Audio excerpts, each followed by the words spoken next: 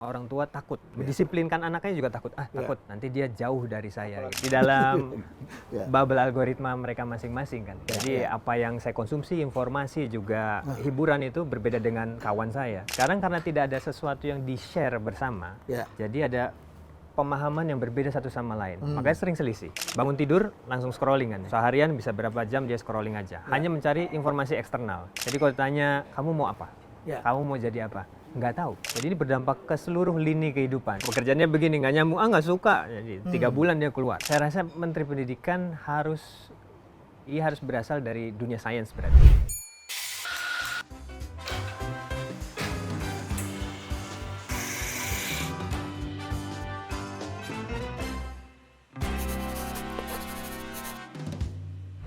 Di tengah hiruk pikuknya pergantian pemerintahan, kita banyak membicarakan tentang kabinet baru, pemerintahan baru, politik baru. Kita juga bicara tentang generasi baru.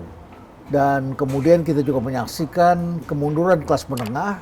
Dan ada yang mengingatkan, hati-hati bisa terjadi Chilean paradox. Apa yang terjadi di paradoks adalah hanya karena menaikkan harga tiket kereta api 4 sen, kaum muda bergerak dan kemudian terjadilah hal yang tidak diinginkan, chaos di negara itu. Apakah itu akan terjadi di Indonesia? Tentu saja kita perlu melihat kembali ke akar. Dan tamu saya kali ini adalah penulis buku Kembali ke Akar, dan kita tentu juga harus melihat di situ ada masalah juga di masalah pendidikan. Saudara Dr. Muhammad Faisal, selamat datang di Cafe Briefing. Terima kasih, salam Prof.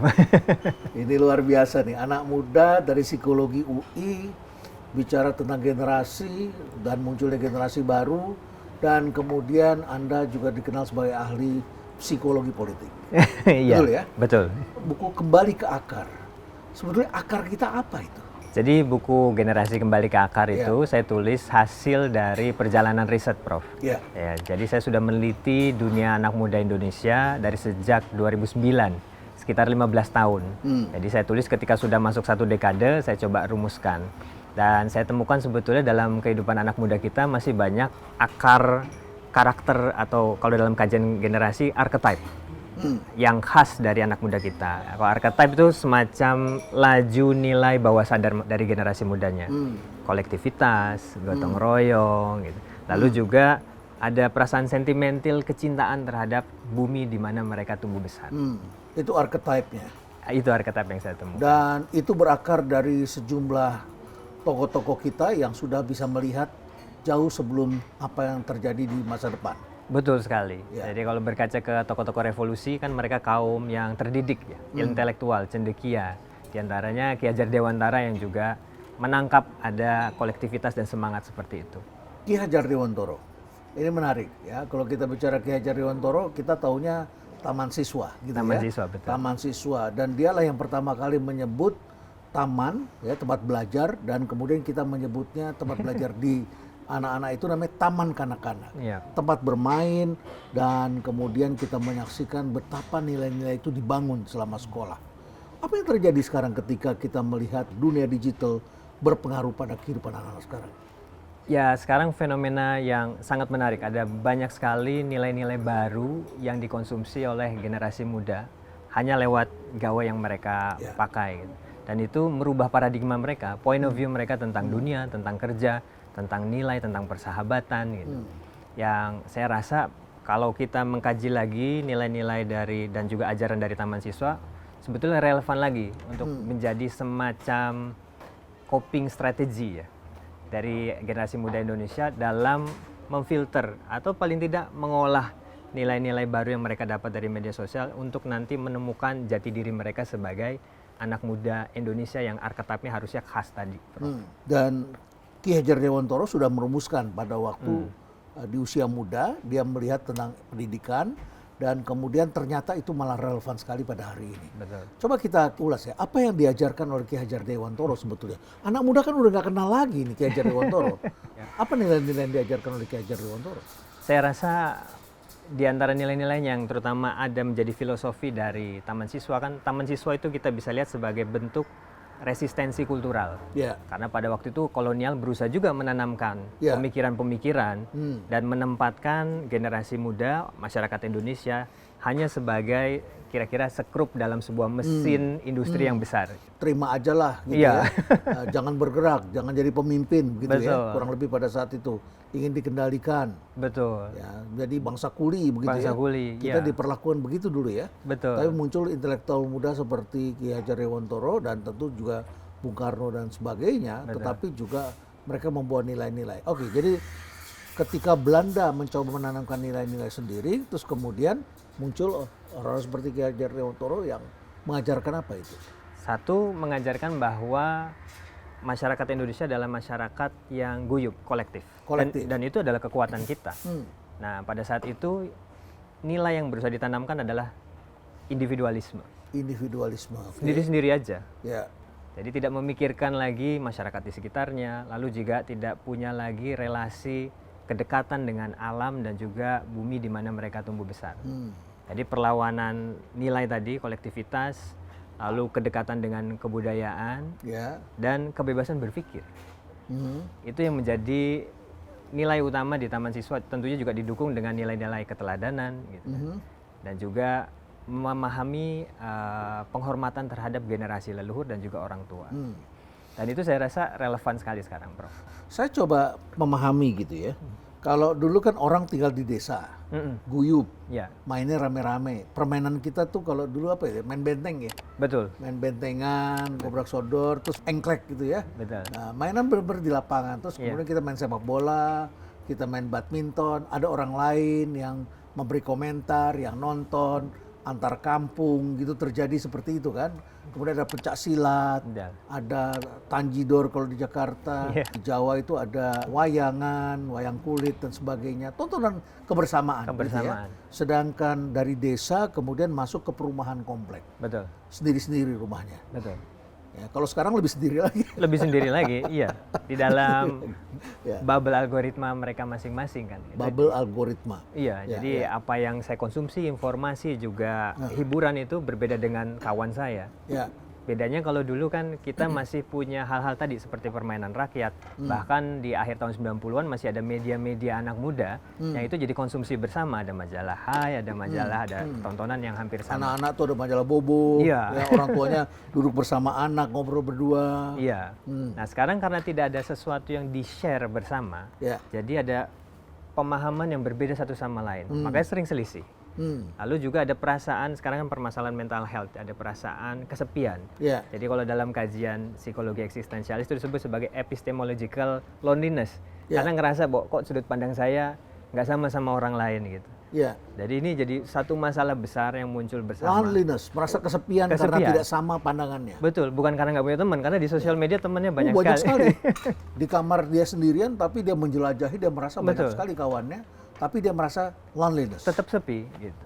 Karena pikirannya nggak sama. Karena ya yang dia konsumsi atau cara apa yang ditawarkan oleh algoritma ke gawainya berbeda. Algoritma menyetir kita, Menyetir kita. sehingga kita buka, saya dengan istri saya ketika kita buka YouTube nggak sama, sama. rekomendasinya. Betul sekali. Kita dengarkan musik Betul. Spotify, rekomendasinya tidak sama. Rekomendasinya tidak sama. Dan itu mempengaruhi nilai-nilai yang nanti terbawa baik dari sampai pertemanan, Ya, ke keluarga sama orang tua jadi nggak sama juga. Oh salah, ayah tuh melihatnya nggak gini, aku pengennya ini gitu, kok nggak bisa paham gitu. Sampai nanti ke pendidikan, sampai nanti aspirasi karir dan kerja pun jadi berubah total. Sesuatu yang orang tua sekarang mulai kebingungan, kenapa kok anak saya maunya jadi content creator, padahal saya sudah sekolah yang tinggi-tinggi misalnya. Itu kasus yang sering terjadi. ya. Kita pikir dia sekolah bagus, kerja di Pertamina, gaji besar, bagus. Nggak taunya 3 bulan sekali berhenti. Iya betul. Bisa terjadi itu, sekarang sudah mulai terjadi fenomena. Oke, di lain pihak orang tua juga dibesarkan dalam peradaban yang berbeda. Kalau bacakan majalah Bobo bisalah sama anak ya. Iya. Tapi kalau dengan gawai, menginstall dan sebagainya, orang tua itu kan kalah dengan anaknya. Jadi ini ada fenomena yang pada akhirnya membuat saya mengkaji lagi nih teori-teori generasi dan semua teori yang related dengan kajian generasi. Jadi waktu ketika terjadi baby boomer di Amerika Serikat itu terjadi hal yang hampir sama, Ya. di mana orang tua sama anaknya nggak relate. Ya, Antara silent generation dengan generasi yang Woodstock, yang main musik, yang rock and roll gitu Yeah. kan. Lalu ada tokoh Margaret Mead yang menemukan bahwa ini isu gap generasi. Kalau dulu anak ngikutin aspirasi ayah ibunya. Di era saya masih seperti itu. Saya masih nanya-nanya ke om saya dulu kuliah di mana, terus kerjanya apa, itu enak nggak kerja itu gitu. Kalau sekarang era di mana disebutnya prefiguratif, jadi orang tua malah FOMO nih, pengen ikut kayak anaknya. Kamu itu nonton apa? Kamu olahraga apa? Itu gamenya seru ya? Ayah pengen coba juga gitu. Jadi sekarang anak menjadi otoritas. Jadi teladan berubah. Teladan berubah. Ini yang disebut sebagai youth centered society. Jadi masyarakat yang akhirnya sekarang berkiblatnya ke anak muda. Ya. Dan harusnya orang tua ini juga ikut mewarnai. Tapi orang tua ini jadi kayak, saya warnai nggak ya anak-anak saya dengan pengalaman saya, dengan nilai-nilai saya. Jadi ragu sendiri. Ya. Jadi ini ada Ki Hajar Dewantara pada zamannya itu bercerita tentang itu. Dan dia memberikan warna. Ya. Gitu ya. Dan melihat ke depan, dan ternyata sekarang society ini berubah. Betul. Sementara kita sebagai tokoh-tokoh pendidik ini tentu kan harus menanamkan nilai-nilai agar bangsa ini tetap utuh. Betul. Bangsa ini tetap menjadi masyarakat berbudaya. Saya sih terus terang suka khawatir tuh melihat hal-hal tertentu yang kok bisa menjadi semakin tidak berbudaya ya. Semakin hari orang tuh dikendalikan oleh bubble algoritma itu tadi ya, oleh AI, oleh robot dan sebagainya, dan banyak sekali orang yang tidak bisa mengendalikan itu. Dan akhirnya kemudian kita lihat perilaku-perilaku menjadi berubah. Karakter masyarakat menjadi berubah. Dan harusnya itu ada masyarakat yang kemudian merekatkan kembali. Sehingga kemudian anak-anak tetap menghormati orang tua, tetap menghormati guru, dan orang tua juga tidak sembarangan sama anak-anak. Karena zaman sudah berubah. Gitu ya. Tidak menguasai anaknya. Tapi kita kembali lagi tadi ya. Dulu suasananya adalah kampung. Kalau sekarang kan enggak, perumahan. Ya. Dulu kita masih bisa melihat tuh di daerah perumahan anak-anak masih main di luar banyak. Sekarang kalau kita jalan di perumahan, gak ada tuh suara anak-anak. Semuanya asik dengan permainannya masing-masing dan semuanya sangat individual. Gak ada lagi suara anak-anak begitu. Awalnya saya terganggu, tapi lama-lama saya terganggu ketika gak ada suara anak-anak. Ya. Kenapa anak-anak gak ada sekarang? Padahal di kampung tuh banyak yang punya anak kecil. Yang kedua, Ki Hajar Dewantara juga mengajarkan apa hubungan dengan bumi. Iya, betul. Apa itu dengan bumi? Jadi memahami kosmologi Nusantara. Iya. Jadi bagaimana masyarakat Indonesia itu kan melihat segala sesuatu secara holistik. Jadi holistik dengan alam semesta. Dengan alam semesta. Dengan segala makhluknya. Betul. Ya. Baik itu nanti ada paham kita tentang bahwa ternyata bumi itu bisa bicara. Bumi bisa memberikan informasi juga ke kita. Bahwa pohon itu juga memiliki karakter dan bisa berkomunikasi juga. Sekarang sains membuktikan ya. Iya. Jadi itu yang juga harus masuk ke dunia pendidikan. Sehingga anak muda, generasi muda itu punya linkage. Dia punya koneksi dengan alam di mana dia tumbuh besar. Kalau dia tidak punya koneksi itu, yang terjadi adalah ya brain drain. Dia ngerasa di desa, di kampung, ini nggak ada yang menarik bagi saya, dia pindah ke kota. Itu kan misalnya fenomena yang terakhir kita lihat Citayam Fashion Week, di mana anak-anak outskirt Jakarta, ini nggak ada yang menarik, semuanya kumpul di satu titik, jadi masalah baru. Karena ada kereta api. Karena ada kereta api. Tapi sekiranya anak-anak muda paham tentang kosmologinya, ya dia nggak akan pindah, dia akan tumbuh, berkembang, mengembangkan daerah di mana dia tumbuh besar. Itu sepertinya harapan Ki Hajar Dewantara untuk melihat Indonesia itu seperti itu. Bagaimana mereka bisa memahami kosmologinya kalau gurunya sendiri tidak mengajarkan itu, dan kemudian para pengembang perumahan juga main timpa semua itu.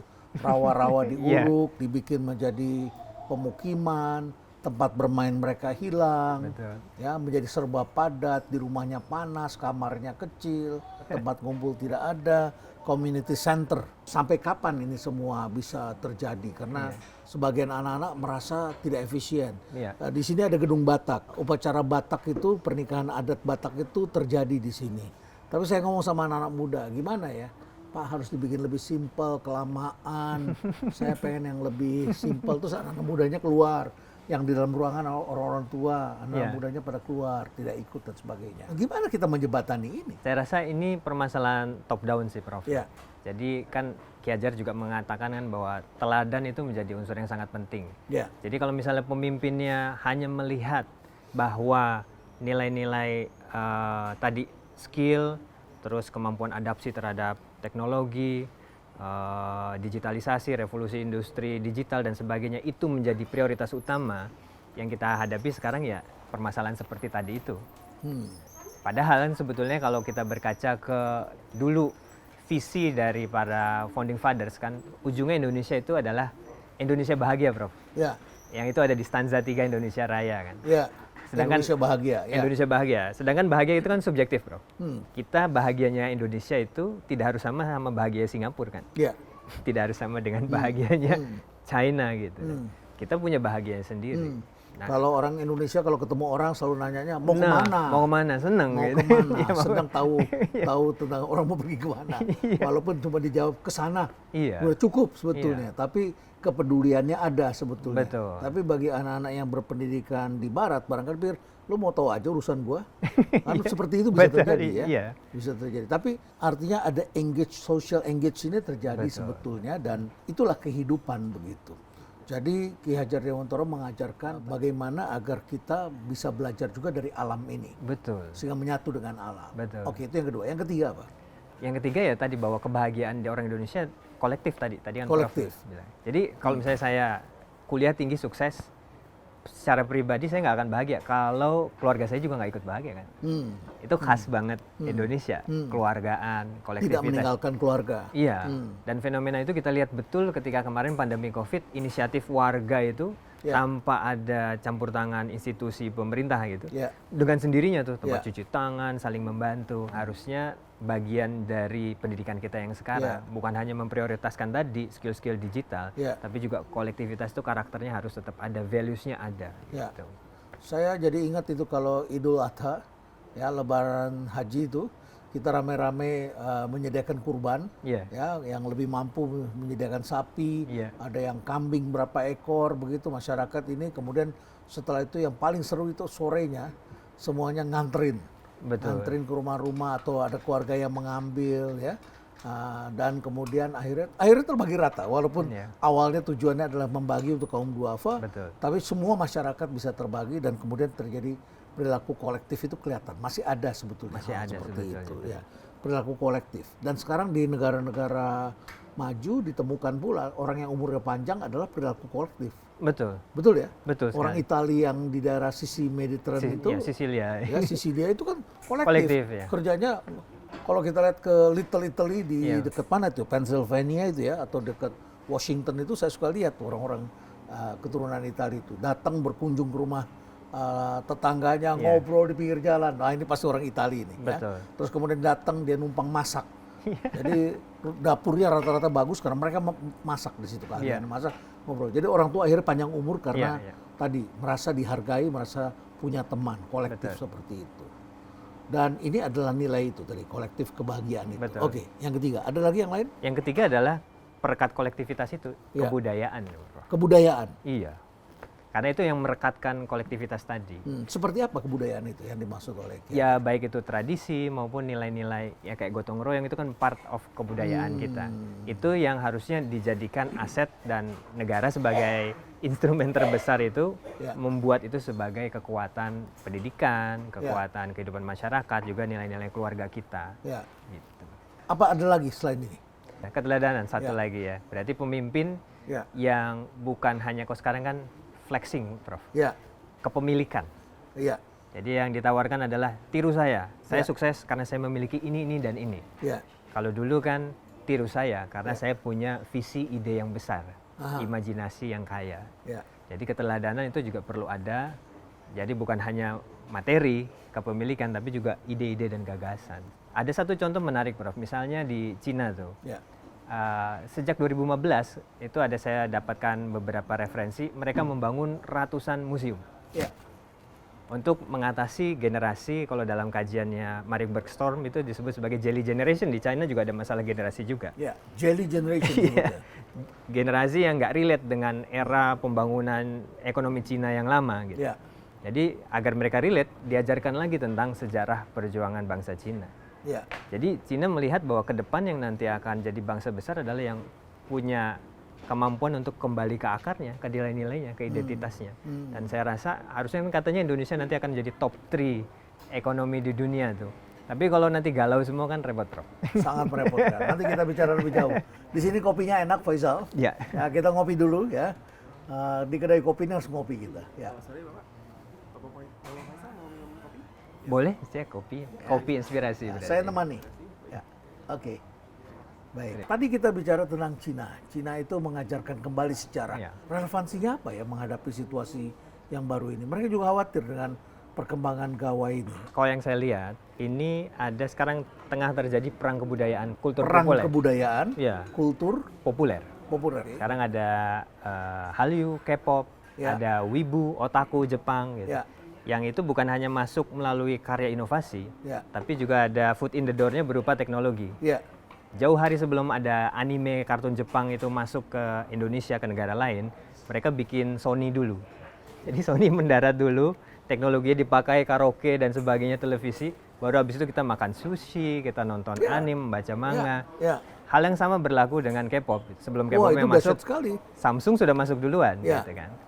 Nah, kalau kita kan di Indonesia kita belum punya, sayangnya, dan saya yakin kita ke depan bisa sebetulnya punya daya tawar inovasi teknologi itu. Tapi karena belum ada, berarti kan kita harus punya penguatan cultural ekonomi kita. Gitu. Boleh lah konsumsi, bersenang boleh, happy boleh, tapi harus punya benteng, artinya bagaimana agar tidak menimbulkan konflik di antara kita Betul. sendiri, begitu ya. Oke, WHO mengumumkan bahwa mental health ini menjadi the silent pandemi. Ya, Di seluruh dunia sudah 970 juta orang ya, terindikasi menderita mental health problem.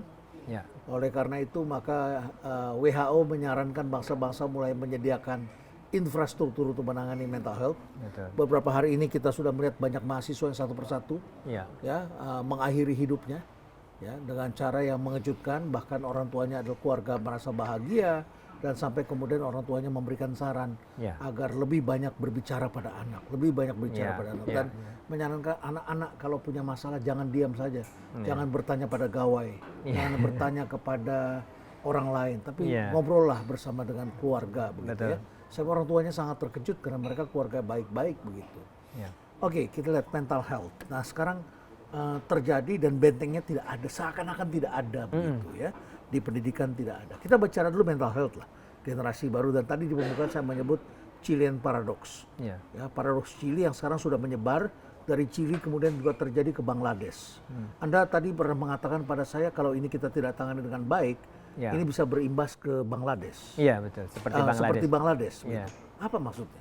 Karena base dari permasalahan mental health saat ini kan anxiety. Ya, kecemasan. Ya. Kecemasan. Anxiety kan beda dengan fear. Ya. Kalau fear itu ketika kita melihat ada satu objek yang mengancam kita secara real. Ya. Anxiety itu kan kita menciptakan sendiri kecemasan di Oh, pikiran. anxiety kecemasan sendiri, fear itu ada real. Kita lihat bayangan, Iya, betul. kita lihat pohon bergerak. Iya, gitu. kalau anxiety ini tidak berhasil di cope dengan baik Ya, atau nggak diatasi punya dengan baik, metode ya. untuk meng-cope Ya. dan ini terjadi pada satu generasi yang sama, Ya. ini bisa berkembang menjadi satu bentuk frustration. Nah, frustration itu kalau dalam kajian psikologi sangat dekat dengan aggression, Prof. Ya, Jadi kalau secara kolektif anxiety nanti bisa jadi frustasi, frustasi dia akan menjadi agresif. Itu yang mungkin potensi, mungkin itu yang terjadi juga di Bangladesh.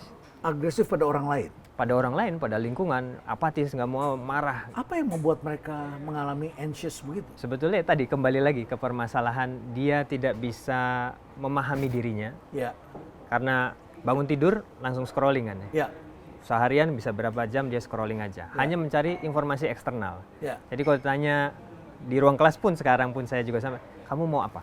ya. Kamu mau jadi apa? Nggak tahu. Kenapa nggak tahu? Karena dia lebih mendengarkan dunia eksternal dibandingkan Ya, dirinya dan sendiri. Orang yang galau itu sebelum dia mengenal dirinya galau, ya, mesin sudah mengenal bahwa dia sedang galau. Iya betul. Ya, kalau Harari mengatakan seandainya saya pada saat saya muda sudah ada AI, saya bisa tahu bahwa saya adalah gay katanya. Iya, Saya bisa berobat kata Harari. Itu bisa membantu saya untuk saya mengatasinya. Iya. Tetapi tidak ada yang memberitahu saya. Iya. Tapi anak-anak muda sekarang memberitahu dan ini lebih cepat mengenal anak-anak itu dan memberikan rekomendasi menurut versinya mereka. Iya, iya. Apa akibatnya kalau seperti itu terus-menerus menjadi andalan? Ya, jadi dia tidak tahu lagi tentang suara di dalam dirinya, Prof. Jadi apa yang sebetulnya dia inginkan, kenapa saya sedih, kenapa saya marah, apa cita-cita saya habis ini mau apa, problem solvingnya juga bermasalah, decision makingnya kepengaruh lingkungan juga, FOMO. Ya. Jadi bukan berdasarkan apa kebutuhan dia. Ya. Jadi ini berdampak ke seluruh lini kehidupan, berawal dari ketidakmampuan dia untuk bisa menemukan pikiran suaranya sendiri. Oke, ini adalah masalah teknologi yang membentuk perilaku seperti itu, Ya. yang bisa menjadi agresif suatu waktu gampang meledak. Betul. Oke, kita balik ke Bangladesh. Ya. Tentu ini juga terkait dengan frustasi masyarakat. Ya. pada pemerintah, pada lapangan pekerjaan, pada dunia kerja, yang sudah pasti dengan adanya teknologi baru ini akan menimbulkan dampak yang besar bagi dunia kerja. Kita ketahui misalnya dulu ketika mesin uap ada, ya mulai terjadi VOC bangkrut, kapalnya masih pakai kapal layar, Inggris sudah pakai mesin uap. Betul. Jalan Sutra bangkrut. Karena semua orang lewat laut dan luar biasa. Mesinnya juga sudah pakai mesin uap, sedangkan di Tiongkok masih pakai kerajinan tangan. Ya. Dan kemudian kita melihat terjadilah pertentangan antar kelas. Karena muncullah orang-orang kapitalis begitu ya, yang punya modal besar, dan akhirnya kekuatan modal, pasar modal berpengaruh, kemudian masuk otomatisasi. Ya, terus kemudian bengkel kuda hilang, pemilik kuda jadi miskin. Mereka kemudian harus pindah ke kota menjadi tempat yang efisien karena di situ dari otomotif kemudian muncul jasa-jasa baru, jasa dealership, jasa pembiayaan untuk beli mobil, kemudian pekerjaan konstruksi, kemudian travel, muncul hiburan, muncul pabrik ban, pabrik ini, pabrik itu. Orang-orang ini tidak punya skill untuk bekerja di sektor jasa dan industri. Terjadi pengangguran kota, bahkan kemudian disitulah muncul Marxisme, ya kan? Wah, para buruh bersatu, hidup kamu miskin, begitu kan? Ya, menghadapi kapitalisme. Sekarang sudah tidak terjadi perbincangan itu, tapi kan bisa terjadi lagi nih, karena terjadi teknologi baru merubah kehidupan, banyak orang menganggur. Kita sudah lihat datanya kan? Data menganggur kelas menengah menurun dan sebagainya. Coba kita lihat bahwa tadi masuknya produk-produk asing ke Indonesia, nilai budaya berubah, anak-anak muda kemudian menjadi lebih konsumtif, kemudian sementara mereka pekerjaannya ingin cari yang lebih enak, begitu ya. Jenis pekerjaan berubah, tapi pendapatannya tidak besar, bikin startup pun tidak jadi besar, kemudian mengandalkan kapital tidak tertolong, bekerja di startup kemudian startupnya kolaps, menganggur, ya, akhirnya menjadi tukang ojek, tidak ada jaminan sosial. Betul, tidak ada jaminan welfare. Welfare tidak ada. Apa relevansinya ini semua? Ini permasalahan yang kayaknya udah kayak tali yang kusut sekali, Prof. Tapi saya rasa ini sebetulnya bisa kita runut satu persatu talinya. Dan ini permasalahan yang berangkat dari kebijakan yang FOMO, Prof. FOMO. Faisal, ini kopinya udah enak nih. Kita mesti minum dulu sebelum minum dulu. Ya. Sebelum kita bicara FOMO ya. Ya baik, saya minum. Oh betul, kopinya enak sekali. Enak ya, inspiratif. Ya, dari FOMO, beranjak dari FOMO. Ya, beranjak dari FOMO karena misalnya dulu di era dahulu Indonesia berusaha dijadikan industri berbasis tenaga mesin uap gitu. Karena dianggapnya negara maju itu adalah yang bisa seperti itu. Nah sekarang pun sama, negara maju adalah yang bisa mengadopsi AI dengan baik, otomasi dan sebagainya. Sehingga anak mudanya semua harus bisa, jadi diseragamkan. Padahal itu tidak berangkat dari satu pemahaman bottom up tentang karakter anak muda kita, alam kita, kekuatan kita itu sebetulnya apa. Terus apa yang membuat bahagia anak-anak muda kita, apakah pekerjaan itu atau tidak. Sehingga di dunia kerja sekarang ada mismatch nih. Mismatch. Anak mudanya begini, terus pekerjaannya begini, nggak nyambung, nggak suka. Jadi 3 bulan dia keluar. Jadi nggak bertahan juga, nggak produktif juga. Malah banyak yang mengatakan menciptakan masalah juga di lingkungan kerja. Kantornya disebut toksik. Jadi harus berangkat dari tadi pemahaman, dan pemahaman harus research based. Saya rasa itu yang dibutuhkan sih, Prof.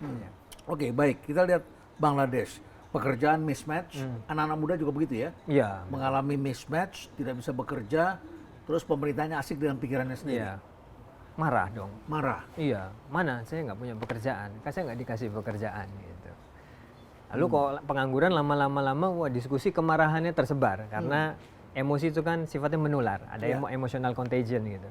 Ya udah, jadi gejolak masyarakat. Nah, ini sebetulnya bom waktu permasalahan kita ketika tadi nyambung obrolan dari Ki Hajar Dewantara ke nilai-nilai, karakter generasi, dan ketenaga kerjaan sampai politik, ini related, Prof. Jadi kalau yang ujungnya tidak diwarnai, tidak diintervensi, ya tentunya akhirannya bisa tadi itu.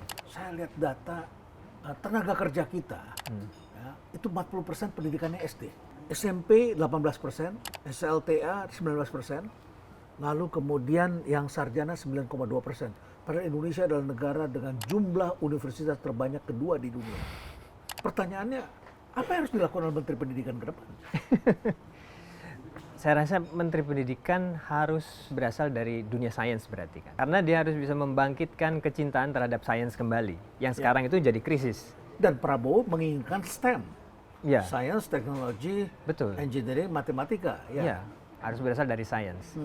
Permasalahan sekarang adalah generasi muda bisa mendapatkan uang tanpa dia sekolah. Dia bisa lewat thrifting lah, lewat WhatsApp. Ya. Atau sekarang juga jualan foto pribadi lewat apps-apps tertentu, dan juga ada infiltrasi OnlyFans dan sebagainya.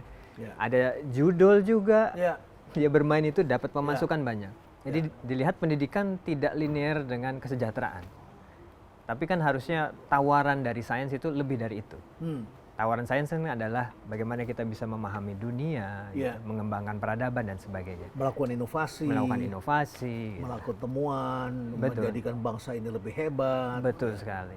Jadi harus berangkat dari dunia sains yang betul mengajak anak muda, keluarga juga sebagai unit terkecilnya untuk cinta lagi pada ilmu terhadap sains. Kendati itu juga pendidikan dasar. Kendati itu juga pendidikan dasar, Prof. Iya. Tapi kan harus ada muncul kecintaan, tidak sifatnya pragmatis. Ya. Sekolah hanya untuk nanti kerja mendapatkan uang. Tapi sekolah untuk jatuh cinta dengan ilmu. Dan saya rasa itu Ki Hajar Dewantara juga berpikiran sama. Jatuh cinta dengan ilmu dan kemudian memahami budaya. Betul. Sehingga mereka ketika pulang ke rumah tidak merasa kesepian, tidak merasa teralienasi, tidak merasa bahwa hidupnya hanya untuk dirinya sendiri. Ya. Dan kemudian mengalami kegelisahan yang tidak ada obatnya. Tidak ada obatnya. Tidak ada obatnya. Oke. Bangladesh akhirnya kemudian merebak karena pendidikannya mismatch. Ya, masyarakat frustasi, semua asik dengan gawainya. Dan kemudian transportasi sudah terhubung, mereka bisa berkumpul dengan cepat. Rasa frustasi masyarakat kalau pendidikan tidak diperbaiki, akar budayanya menghilang, tidak mengenal bangsanya sendiri, tidak mengenal sendiri ikatan-ikatan sosial yang ada. Masyarakat ini jadi lost generation gitu ya. Kemudian mereka bisa berkumpul karena transportasi sudah bagus, semua menuju ke tengah kota dan tumplak seketika di situ, kemudian melakukan perlawanan karena melihat ketidakadilan, tidak punya pekerjaan, tidak punya kehidupan yang layak, seperti itu. Anda khawatir? Ya, ini bom waktu saya rasa kalau kita tidak tangani. Dan saya membaca juga ada satu buku yang sangat menarik, Prof. Ini salah satu referensi saya dari Dr. Ari Wallach ya, seorang futuris dari Israel kebetulan. Dia mengatakan, dia punya buku judulnya Long Path. Jadi bahwa ini krisis begitu banyak dan rasanya kalau cuma berbekal inovasi saja nggak cukup. Jadi harus ada transgenerational empathy, kata dia. Transgenerational empathy. Antar generasi, empati antar generasi. Betul. Yang di atas kepada bawah, yang bawah pada atas. Saling. Jadi yang atas empati ke bawah, yang bawah belajar lagi dari values dan lesson learn dari masing-masing generasi yang senior. Baru kita bisa menempuh nih berbagai krisis yang sekarang tengah dihadapi secara global dengan lebih baik. Gitu. Saya sih mungkin melihatnya arahnya harusnya nanti kalau ada Menteri Pendidikan, Prof, dia bisa melihat seperti itu. Kalau sekarang yang terjadi adalah orang tua dikendalikan oleh anak kelihatannya. Iya, orang tua lebih galau di perkotaan ya. Di perkotaan lebih galau dari anaknya. Orang tua lebih galau daripada anaknya. Betul. Kenapa bisa begitu? Karena orang tua sekarang merasa bingung memahami zaman ini. Dan juga sekarang ada istilahnya helikopter parenting, Bro. Ya. Jadi kalau anak mengalami kesulitan, saya takut anak ini kenapa-napa dan trauma, langsung diintervensi. Makanya sekarang intervensi di lingkungan sekolah, di pendidikan dasar sampai ke kampus, orang tua bisa datang ke kampus. Ada WA grup orang tua. Dan saya marah sekali tuh. Orang tua tolong stay away dari situ begitu ya. Percayakanlah kepada ini. Saya kira tidak perlu mencampuri terlalu jauh. Oke, jadi itu helikopter parenting. Helikopter parenting. Ya. Nah, orang tua jadinya juga sekarang segan atau pada beberapa hal menyerahkan ke pihak lain tentang penanaman nilai. Jadi kalau dulu orang tua tuh terserah kamu mau milih apa, jadi apa, tapi kamu nilai-nilai ikuti family values. Orang tuanya mendidik. Mendidik. Ayah ini kamu gini nggak boleh, ini teman kamu itu siapa, Sekarang kok teman kamu itu siapa, wah itu privacy. Ayah ibu itu privacy, nggak boleh tanya kayak gitu. Itu judgmental gitu kan. Jadi orang tua harusnya menurut saya tetap menanamkan nilai-nilai karena itu yang jadi bekal hidup. Apapun dia profesinya nanti ke depan, kuliahnya apa, tetap bekal nilai-nilai itu yang menjadi bahan survival seorang anak. Kalau diserahkan kepada pendidikan agama kan lebih baik bagi tanggapan sebagian keluarga. Bisa, Prof, tapi kan konteks karakter yang paham itu kan orang tua. Ya. Dia butuh nilai apa, sudut pandang apa, bagaimana cara bersikap. Itu yang saya rasa sekarang permasalahan baru di orang tua, yang orang tua takut. Mendisiplinkan anaknya juga takut. Takut. Nanti dia jauh dari saya. Apalagi sekarang kita banyak menyaksikan sejumlah tokoh-tokoh agama dan sekolah agama menjadi predator bagi anak-anak kecil. Ya. Itu kita itu sedih sekali, khawatir juga, sedih sekali. Jadi nilai-nilainya bukan diajarkan yang baik, tapi kepentingan dari orang-orang itu yang kemudian merasa punya relasi power yang begitu kuat pada anak-anak dan akhirnya merusak seperti itu. Betul sekali. Oke, tapi anyway tadi bisa seperti itu. Jadi harus dibentengi hal seperti harus itu. dibentengi. Jadi keluarga membentengi nilai-nilai. Dengan nilai-nilai betul. Kemarin saya hadir di acara pemberian anugerah Wirabakti Utama kepada Profesor Sudrajat Jiwandono dan anak-anaknya bercerita. Dan kedua anaknya mengatakan, ini papi ajarkan begini dari kecil. Kesederhanaan ini begini. Oh, saya bilang, benar ya, orang tua itu memberikan nilai-nilai pada anak-anak. Itu terus diindoktrin pada anak-anak tentang nilai-nilai. Oke, tadi nilai-nilai. Apalagi yang lain? Saya rasa malah itu yang nilai yang utama sekarang, Prof. Ketimbang tadi ya, skills dan sebagainya. Karena anak muda sekarang punya berbagai informasi, punya berbagai bakat, bisa menggunakan teknologi. Tapi kalau dia masih galau, dia nggak akan bisa produktif, nggak akan bisa menciptakan inovasi. Dan orang tua membeli substitusi untuk menggantikan itu semua. Betul sekali. Dan Sabtu Minggu itu adalah hari balas budi orang tua pada anak karena merasa bersalah. Iya. Mencari uang suami istri dan kemudian tidak punya waktu untuk anaknya, maka Sabtu Minggu orang tua memberikan apapun apa yang diinginkan oleh anak. Iya, itu lebih ke providing ketimbang parenting kan berarti, Prof. Providing aja, tapi kan yang dibutuhkan anak sekarang adalah parenting. Dan kalau tadi Prof cerita tokoh-tokoh besar dunia, kalau ditanya dulu dibesarkan gimana, orang tanya gimana, galak-galakan ya, Prof. Iya, galak-galak dulu orang tua. Ya. Sekarang orang tua takut sama anaknya. Sekarang orang tua takut. Jadi quality time yang dulu mungkin ya makan bareng atau paling nggak sambil nonton TV ya. Kadang kalau hari Minggu kan ada berdekatan kalau di TV nasional tuh antara kartun sama boxing. Jadi paling nggak duduk bersama tuh, yang anak nunggu nih kapan boxing bisa dipindah. Gitu. Tapi itu kan jadi obrolan.